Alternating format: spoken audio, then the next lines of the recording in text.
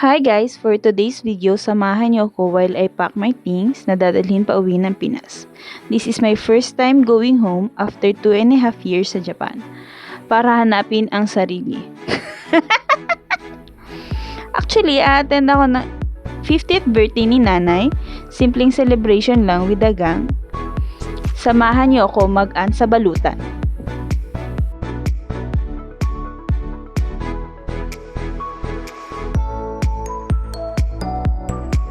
Makikita mo dito, nagko-compute talaga yan kung magkano yung mga presyo ng mga figures. Kasi mga pinasabayan nila kuya. Siyempre, para tayo may datong din, kailangan computein ng mga bagay-bagay para hindi tayo lugi. Anyway, continue natin ng pag-i-empake.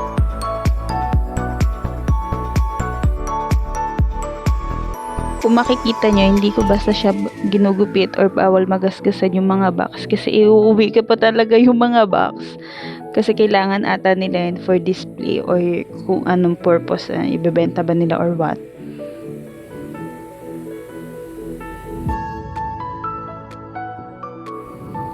Dito sa part na to, hindi ko na kinaya ang gutom kaya kumuha na ako ng pagkain. Tapos lumabas ako para kumuha ng kutsara para hindi talaga madumihan yung kamay ko. Kasi mahirap na mag-impake kapag madumi yung kamay. Kaya kinukutsara ko na lang siya. Medyo weird siya tingnan pero mas convenient kasi siya sa akin. Dito naman sa angle na to, para makita nyo lang kung paano ko siya ayusin.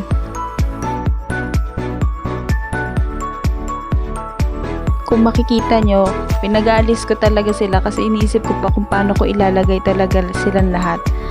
Tapos, syempre yung box kailangan pa rin kasama kasi hindi ko pa rin alam kung ano talaga yung purpose nila pero pinasabay lang talaga nila yung boxes.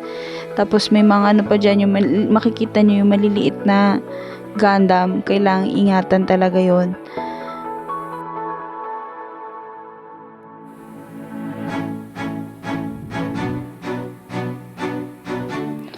Kita nyo dito na iayos ko na siya pero alisin ko uli dahil kailangan ko talagang i-balance yung mga bagay-bagay. Hindi kasi pwedeng basta-basta lang silang ilagay kasi syempre baka maano ako sa airport sa over baggage. Ayoko namang maiwan yung iba kasi hindi naman to lahat talaga sa akin. Tapos kung makikita nyo dun sa bag na maliit na yun talaga yung bala kong hand carry. Pero hindi ko talaga alam kung paano siya ipapatas kaya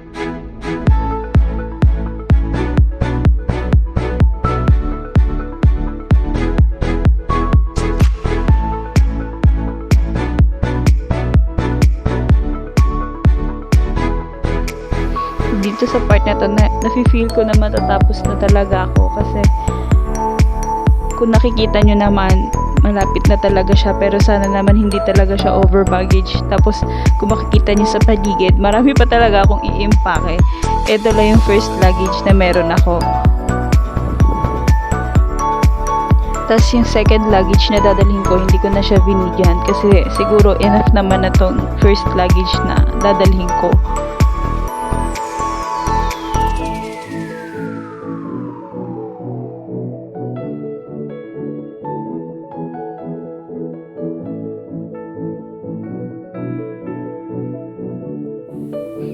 Hindi pa pala ako tapos mag-empake dito.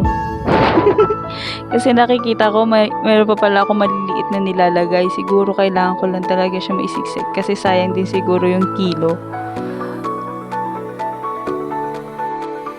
Kaya tuloy pa rin yung paglalagay-lagay ko dito. So ito na yung part na talagang feeling ko talaga matatapos na talaga siya.